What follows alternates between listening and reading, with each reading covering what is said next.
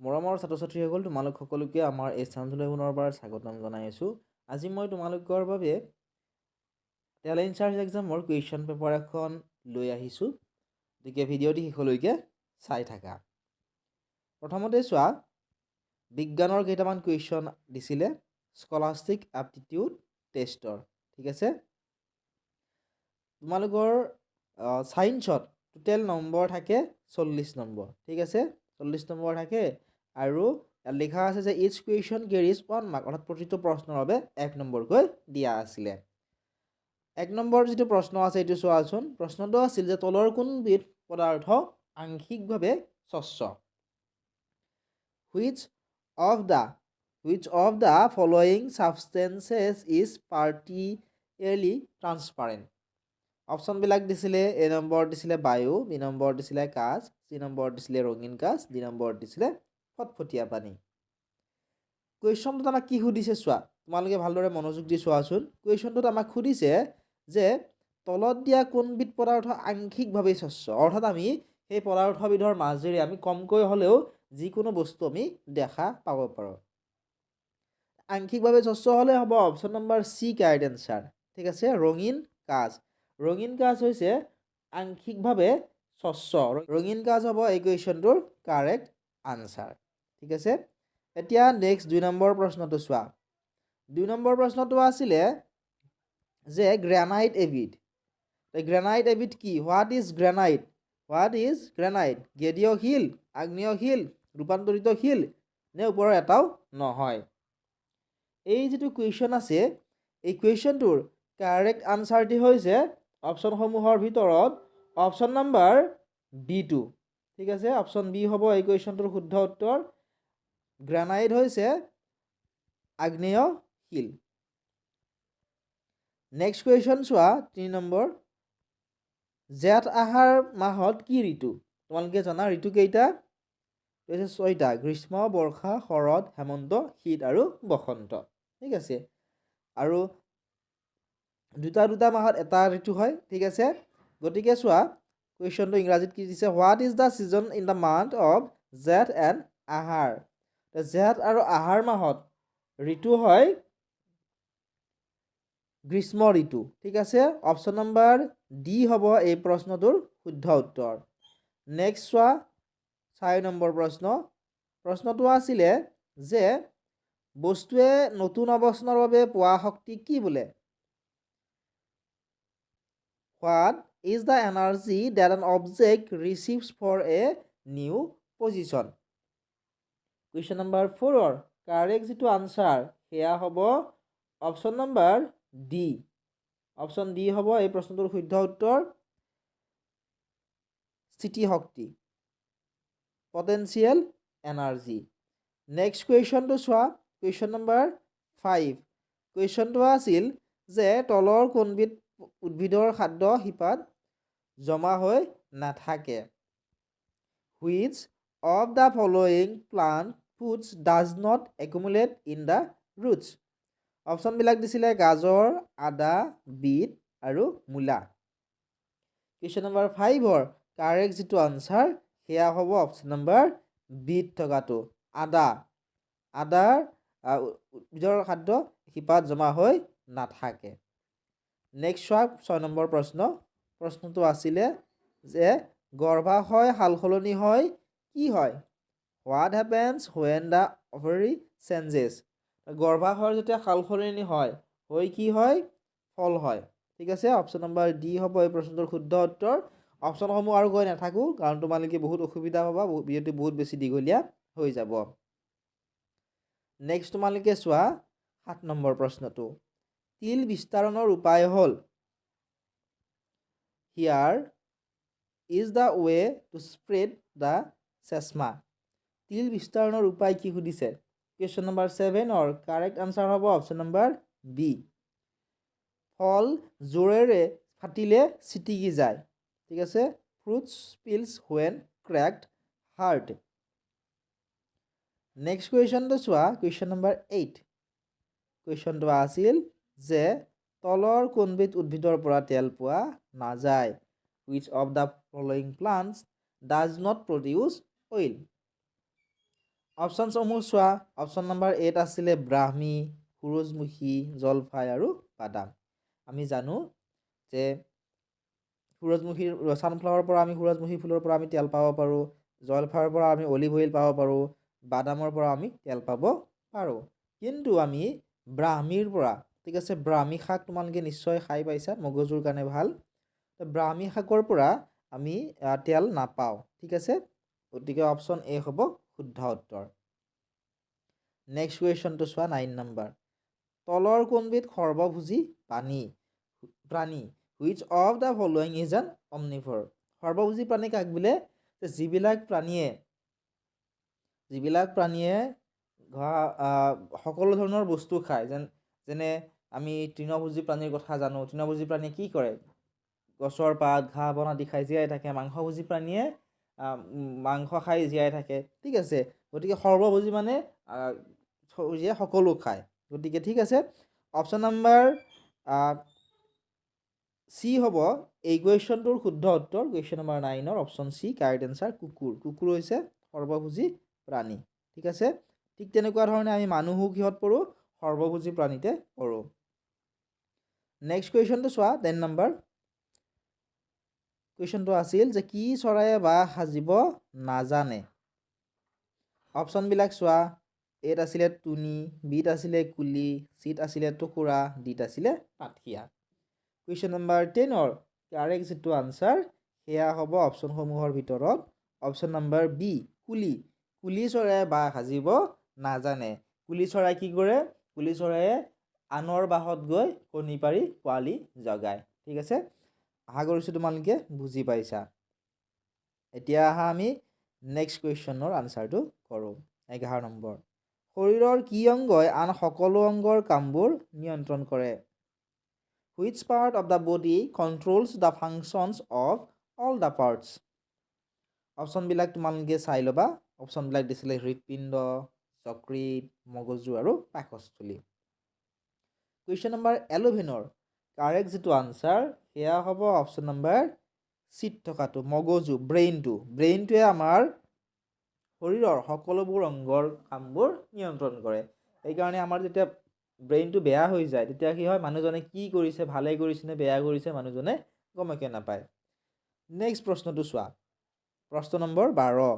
ডাঙৰ মানুহৰ ডেছটা স্থায়ী দাঁত থাকে? Adult have does permanent teeth? তোমালোকে ডাঙৰ মানুহৰ কিমানটা দাঁত থকা তোমালোকে দেখিবলৈ পাইছা? অৰ্থাৎ তোমালোকৰ মা দেউতাৰ কিমান দাঁত, বা তোমালোকৰ যদি দাদা আছে, ঠিক আছে। গতিকে অপশ্যনবিলাক চোৱা আৰু কাৰেক্ট এনচাৰ কোনটো হ'ব তোমালোকে কমেণ্ট ছেকশ্যনত জনোৱা। ইয়াৰ উত্তৰটো মই তোমালোকক কৈ নিদিওঁ, ঠিক আছে। কমেণ্ট ছেকশ্যনত তোমালোকে জনাবা। একেবাৰে ইজি কুৱেশ্যন হয়। নেক্সট চোৱা, 13 নম্বৰ প্ৰশ্নটো। চেনি পানী মিশ্ৰণত চেনি কোৱা হয়? What is sugar called in sugar water mixture? চেনি পানী মিশ্ৰণত চেনিক কি বুলি কোৱা হয়? শ্ৰেণীক কোৱা হয় দ্ৰাব্য বুলি, ঠিক আছে। অপশ্যন নম্বৰ এ হ'ব এই প্ৰশ্নটোৰ শুদ্ধ উত্তৰ। কাৰণ চেনিখিনি কি হয়? পানীৰ লগত মিহলি হৈ যায়। Question number 14। কুইনাইন পোৱা যায়? Quinine use available. কুইনাইন ক'ৰ পৰা পোৱা যায়? কুইনাইন আমি পাওঁ চিনকণা গছৰ পৰা। গতিকে অপশ্যন নম্বৰ চি হ'ব এই প্ৰশ্নটোৰ কাৰেক্ট আনচাৰ। নেক্সট চোৱা, কুৱেশ্যন নম্বৰ 15। তোমালোকে যদি ভিডিঅ'টো চাই ভাল পাইছা, তোমালোকে ভিডিঅ'টো লাইক কৰি দিয়াৰ লগতে তোমালোকৰ বন্ধু বান্ধৱীসকলৰ লগতো শ্বেয়াৰ কৰি দিবা, ঠিক আছে। আৰু এনেকুৱা ধৰণৰ ভিডিঅ' পাই থাকিবলৈ চেনেলটো ছাবস্ক্ৰাইব কৰিবা। কুৱেশ্যন নম্বৰ 15টোত সুধিছিলে কুৱেশ্যনটোত যে তলৰ কোনবিধ ৰাসায়নিক সাৰ নহয়? Which one of the following is not a chemical fertiliser? আমাক কি কয়? আমাক কয় যে আমি খেতিপথাৰত কেতিয়াও ৰাসায়নিক সাৰ ব্যৱহাৰ কৰিব নালাগে। ৰাসায়নিক সাৰ ব্যৱহাৰ কৰিলে কি হয়? মাটিডৰা লাহে লাহে বেয়া হৈ যায়, লাহে লাহে তাত খেতি বাতি নোহোৱা হৈ যায়। গতিকে ইয়াত আমাক প্ৰশ্নত সুধিছে যে কোনবিধ ৰাসায়নিক সাৰ নহয়? আমি জানো যে ইউৰিয়া এবিধ ৰাসায়নিক সাৰ, এমনিয়াম ছালফেট ৰাসায়নিক সাৰ, ছুপাৰ ফছফেট ৰাসায়নিক সাৰ। কিন্তু গৰুৰ গোবৰটো ৰাসায়নিক সাৰ নহয়। গতিকে এই কুৱেশ্যনটোৰ correct answer option number D হ'ব গৰুৰ গোবৰ কাউ ডাং নেক্সট প্ৰশ্নটো চোৱা প্ৰশ্ন নম্বৰ 16 প্ৰশ্নটো আছিলে যে কেৰালাত পালন কৰা উৎসৱ হ'ল এ ফেষ্টিভেল চেলিব্ৰেটেড ইন কেৰালা কেৰালাত কোনটো উৎসৱ পালন কৰা হয় কেৰালাত পালন কৰা উৎসৱবিধৰ নাম হৈছে ওনাম উৎসৱ গতিকে এই প্ৰশ্নটোৰ কাৰেক্ট আনসাৰ অপশ্যন নম্বৰ এ হ'ব দা ওনাম ফেষ্টিভেল এতিয়া নেক্সট প্ৰশ্নটো আমি চাওঁ প্ৰশ্নটো আছিলে যে ডেছ যন্ত্ৰৰ দ্বাৰা সৰু বস্তুবোৰ ডাঙৰ দেখা যায়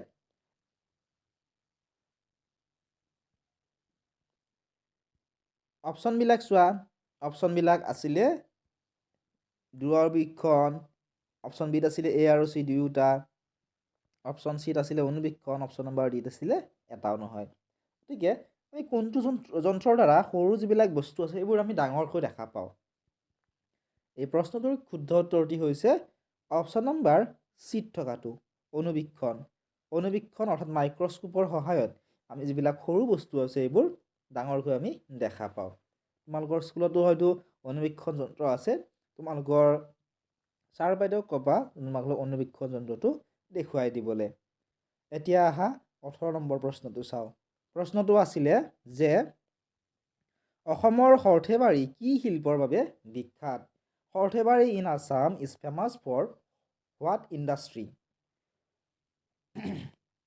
অপশ্যনবিলাক আছিলে এ কাঁহ শিল্প বি মৃৎশিল্প চি পিতল শিল্প ডি বস্ত্ৰ শিল্প কুৱেশ্যন নম্বৰ 18ৰ কাৰেক্ট যিটো আনসাৰ সেয়া হ'ব অপশ্যন নম্বৰ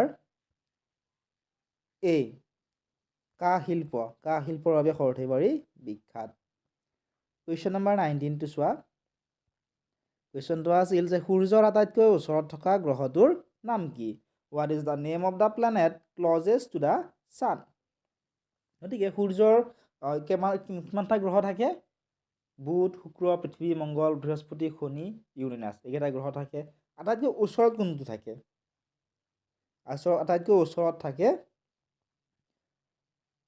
বুধ গ্ৰহটো গতিকে এই প্ৰশ্নটোৰ শুদ্ধ উত্তৰ অপশ্যন নম্বৰ বি হ'ব নেক্সট প্ৰশ্ন চোৱা 20 নম্বৰ তলৰ কোনবিধ খাৰুৱা তেলৰ পৰা তৈয়াৰ কৰা নহয় which of the following is not made from crude oil অপশ্যনবিলাক আছিলে মমবাতি ভেসলিন পেট্ৰল আৰু চূণশিল তো খাৰুৱা তেলৰ পৰা কোনটো উৎপন্ন কৰা নহয় আমাক সুধিছে কুৱেশ্যন নম্বৰ 20 কাৰেক্ট আনসাৰ হ'ব অপশ্যন নম্বৰ ডি চূণশিল খাৰুৱা তেলৰ পৰা তৈয়াৰ কৰা নহয় বাকী যে আমি ঘৰত মমবাতি আছে বা গাড়ী তেল ভৰাও বা ভেসলিন যে আমি ব্যৱহাৰ কৰোঁ এইবিলাক খাৰুৱা তেলৰ পৰা তৈয়াৰ কৰা নেক্সট চোৱা এবাৰ মেথমেটিক্সৰ কেইটামান কুৱেশ্যন দিয়া আছে প্ৰথম কুৱেশ্যনটো আছিলে যে এই চিনটোৰ ঠাইত কি সংখ্যা হ'ব এইটো কুৱেশ্যন মাৰ্ক চিন আছে which number will occur in the place of question mark অৰ্থাৎ ইয়াত প্ৰথমতে কি দিয়া আছে 125 তাৰপিছত দিয়া আছে 100 তাৰপিছত 75 তাৰপিছত 50 দিয়া আছে ঠিক আছে ইয়াতে যেটো কুৱেশ্যন মাৰ্ক দিয়া আছে এই খালি ঠাইখিনিত এটা সংখ্যা হ'ব এই অপশ্যন কেইটাৰ ভিতৰত এই সংখ্যাটো কি আমাক সুধিছে এই সংখ্যাটো উলিয়াবলৈ আমি চাব লাগিব যে 125ৰ পিছত কি কেনেকৈ 100 হ'ল তাৰপিছত 75 কেনেকৈ হ'ল 50 কেনেকৈ হ'ল ঠিক আছে এতিয়া আমি কেনেকৈ চাম আমি চাব পাৰিম যে 125ৰ পিছত কি দিয়া আছে 100 125ৰ পৰা যদি আমি 100 এটা বিয়োগ কৰোঁ আমি কিমান পাম 25 পাম ঠিক আছে ঠিক তেনেকুৱা ধৰণে যদিহে আমি 100ৰ পৰা আমি যদিহে আমি 75 বিয়োগ কৰোঁ 75 যদি আমি বিয়োগ কৰোঁ তেতিয়া কিমান পাম আমি 25 পাম ঠিক আছে নেক্সটটো আমি চাওঁ আহাচোন নেক্সট আমাক কি দিছে চোৱা নেক্সট আমাক দিছে 75ৰ পৰা 50 কেনেকৈ হ'ল 75ৰ পৰা 50 যদি মাইনাছ কৰোঁ কিমান পাম 25 পাম গতিকে ইয়াৰে পিছত আমি কি কৰিব লাগিব তোমালোকে চোৱা ইয়াৰে যেহেতু 75ৰ 50 পাওঁতে আমি 25 পালোঁ গোটেইকেইটা বিয়োগ কিমান পালোঁ 25 পাই গ'লোঁ এই 50ৰ পৰাও আমি কি কৰিম 25 মাইনাছ কৰি দিম ইয়াতে চোৱা 50 দিয়া আছে 50 ইয়াৰ পৰা আমি 25 মাইনাছ কৰিম 50ৰ পৰা 25 মাইনাছ কৰিলে কিমান থাকিব 25 থাকিব আৰু শেষত কি আছে 0 25ৰ পৰা 25 বিয়োগ কৰিলে কিমান থাকিব 0 আশা কৰিছোঁ তোমালোকে বুজি পাইছা অপশ্যন চি হ'ব কাৰেক্ট আনসাৰ নেক্সট তোমালোকে চোৱা কুৱেশ্যন নম্বৰ 22 এনেকুৱা ধৰণৰ কুৱেশ্যন এবাৰ তোমালোকৰ পৰীক্ষাত আহিব ঠিক আছে 37ৰ কেইটা উৎপাদক আছে ঘনাকাৰ চকুৰ সংখ্যা হ'ল তলৰ গুণটো অশুদ্ধ খালী বাকচত কি সংখ্যা বহিব এইখিনিৰ লগত এইটো পূৰণ কৰিলে কিমান পাম পূৰণ কৰাৰ পিছত যোগ কৰিলে তাৰপিছত এইখিনি কৰিলে আমি কি হ'ব প্ৰথম 10টা অযুগ্ম সংখ্যাৰ যোগফল কিমান 1.342 অংককেইটাৰে লিখিব পৰা আটাইতকৈ সৰু আৰু আটাইতকৈ ডাঙৰ সংখ্যাটোৰ যোগফল কিমান 6653 ছেকেণ্ডত কিমান ঘণ্টা কিমান মিনিট কিমান ছেকেণ্ড হ'ব তাৰপিছত ইয়াতে এইটো অংক দিয়া আছিলে 33 নম্বৰত দিছিল বিনাৰ লগত 199 টকা 64 পইচা আছিলে ইয়াৰে তেওঁ 43 টকা 83 পইচা মূল্যৰ দুখন কিতাপ কিনিলে তেওঁৰ হাতত এতিয়া কিমান টকা থাকিব তাৰপিছত 7 1/2 পৰা 7 সমস্ত 1/2 দিয়াৰ পৰা কিমান বিয়োগ কৰিলে 6 সমস্ত 3/2 7 হ'ব আমাক উলিয়াবলৈ দিছিল তাৰপিছত সুধিছিল 8 কুইণ্টলত কিমান গ্ৰাম হ'ব গতিকে এনেকুৱা ধৰণৰ কুৱেশ্যন মেথমেটিক্সৰ তোমালোকৰ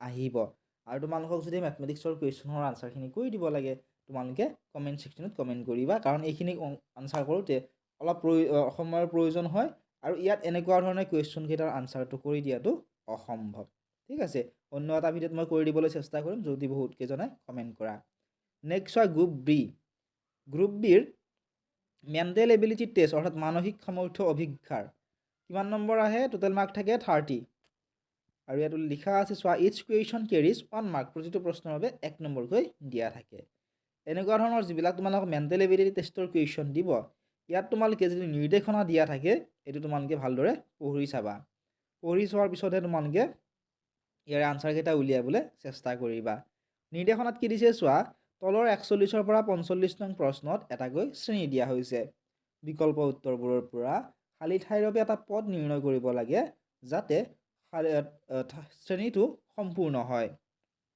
ঠিক আছে এতিয়া আমি যদি ভালদৰে চাওঁ প্ৰথম যিটো প্ৰশ্ন আছিলে 41 নম্বৰ প্ৰশ্নটো কি দিছে চোৱাচোন তোমালোকে প্ৰশ্নটো আছিলে চি তাৰপিছত দিয়া আছে ই তাৰপিছত দিয়া আছে জি তাৰপিছত আই আছে তাৰপিছত আছে বি ইয়াৰ পিছত কি হ'ব আমাক সুধিছে গতিকে এনেকুৱা ধৰণে তোমালোকে আনচাৰসমূহ উলিয়াব লাগিব ঠিক আছে এইকেইটা আছে মেণ্টেল এবিলিটি টেষ্টৰ কুৱেশ্যন তোমালোকে ইয়াত যিবিলাক নিৰ্দেশনা দিয়া থাকে নিৰ্দেশনাখিনি পঢ়িব লাগিব পঢ়াৰ পিছতহে তোমালোকে আনচাৰখিনি কৰিব পাৰিবা ঠিক আছে তোমালোকে এনেকুৱা ধৰণে চাবা কুৱেশ্যনবিলাক নেক্সট চোৱা জেনেৰেল নলেজ এণ্ড কাৰেণ্ট এফেয়াৰ্ছৰ পৰা মই তোমালোক আগতেও কৈছিলোঁ যে 20 নম্বৰ আহে জেনেৰেল নলেজৰ আৰু কাৰেণ্ট এফেয়াৰ্ছৰ পৰা জেনেৰেল নলেজৰ 10 মাৰ্ক আৰু কাৰেণ্ট এফেয়াৰ্ছৰ 10 মাৰ্ক প্ৰথম যিটো প্ৰশ্ন আছিলে 71 নম্বৰ যিটো প্ৰশ্ন আছে ইয়াৰে আনচাৰকেইটা মই কৈ দিছোঁ তোমালোকক এই কুৱেশ্যনটো যিটো কাৰেক্ট আনচাৰ কুৱেশ্যনটো কি আছিল যে ভাস্কো দা গামা কিমান চনত ভাৰতলৈ আহিছিল Vasco da Gama in which year Vasco da Gama did come to India এই কুৱেশ্যনটোৰ কাৰেক্ট এনচাৰ হ'ব অপশ্যন নম্বৰ বি 1498 চনত ভাস্কো দা গামা ভাৰতলৈ আহিছিলে নেক্সট কুৱেশ্যনটো চোৱা 72 নম্বৰ কুৱেশ্যনটো আছিল যে কাক অৰ্থবিজ্ঞানৰ পিতৃ বুলি কোৱা হয় who is known as the father of economics গতিকে অৰ্থবিজ্ঞানৰ পিতৃ বুলি ফাদাৰ অফ ইকনমিক্স বুলি আমি কাক জানো কুৱেশ্যন নম্বৰ 72ৰ কাৰেক্ট যিটো আনচাৰ সেয়া হ'ব অপশ্যন নম্বৰ চি এডাম স্মিথক আমি অৰ্থবিজ্ঞানৰ পিতৃ বুলিও জানো নেক্সট কুৱেশ্যন চোৱা 73 নম্বৰ COVID-19 মহামাৰী তলৰ কোনটো বীজাণুৰ লগত জড়িত COVID-19 pandemic is related which of the following অপশ্যনবিলাক আছিলে বেক্টেৰিয়া ভাইৰাছ ভেঁকুৰ আৰু ওপৰৰ এটা নহয় কুৱেশ্যন নম্বৰ 73ৰ কাৰেক্ট এনচাৰ হ'ব অপশ্যন নম্বৰ B2 COVID-19 মহামাৰী ভাইৰাছৰ লগত জড়িত ঠিক আছে অপশ্যন বি হ'ব কাৰেক্ট আনচাৰ নেক্সট চোৱা কুৱেশ্যন নম্বৰ 74 কুৱেশ্যনটো আছিল যে ভাৰতৰ প্ৰথম মহিলা ৰাষ্ট্ৰপতি হ'ল the first lady president of India is ভাৰতৰ প্ৰথম মহিলা ৰাষ্ট্ৰপতি আছিলে প্ৰতিভা পাটিল গতিকে কুৱেশ্যন নম্বৰ 74ৰ correct answer option number B হ'ব প্ৰতিভা পাটিল নেক্সট চোৱা কুৱেশ্যন নম্বৰ 75 কুৱেশ্যনটো আছিল যে ভাৰতত ৰাষ্ট্ৰীয় বিজ্ঞান দিৱস কেতিয়া পালন কৰা হয় national science day is celebrated in India on ভাৰতত প্ৰতি বছৰে ৰাষ্ট্ৰীয় বিজ্ঞান দিৱস পালন কৰা হয় 28 ফেব্ৰুৱাৰী তাৰিখে। অপশ্যন বি হ'ব শুদ্ধ উত্তৰ। কুৱেশ্যন নম্বৰ 76, মাউণ্ট এভাৰেষ্ট আৰোহণ কৰা প্ৰথমগৰাকী ভাৰতীয় মহিলা কোন? Who is the Indian women who first skilled the mount Everest? Mount Everest আৰোহণ কৰা প্ৰথমগৰাকী ভাৰতীয় মহিলাৰ নাম আছিলে বাচেন্দ্ৰী পাল। অপশ্যন বি হ'ব এই প্ৰশ্নটোৰ শুদ্ধ উত্তৰ।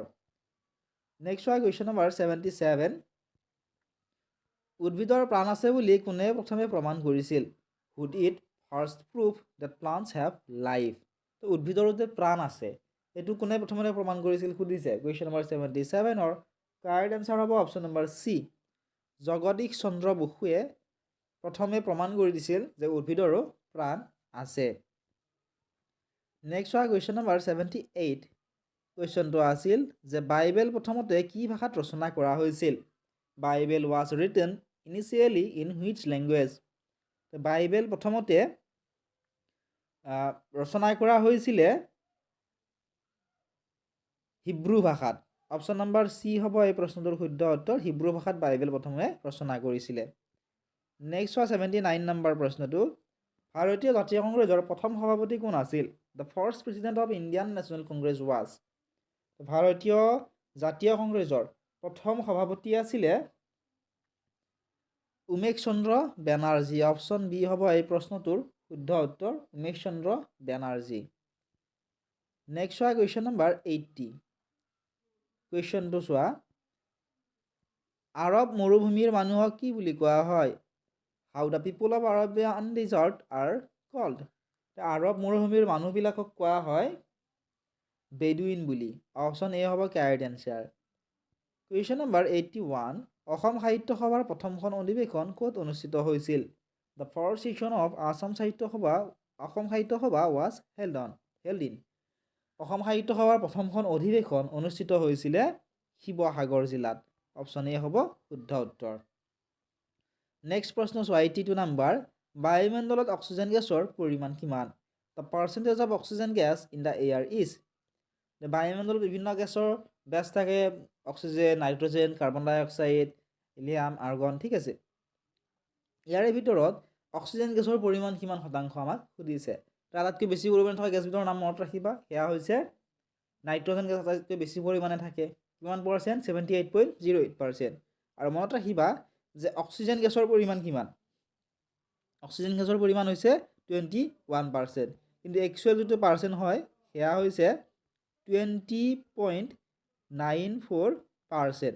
ঠিক আছে, তোমালোকে ক্লাছ 8-9ৰ কিতাপসমূহত এইটোৱে আনচাৰ পাবা, 20.94%, যিটোক আমি 21% বুলিও ক'ব পাৰোঁ।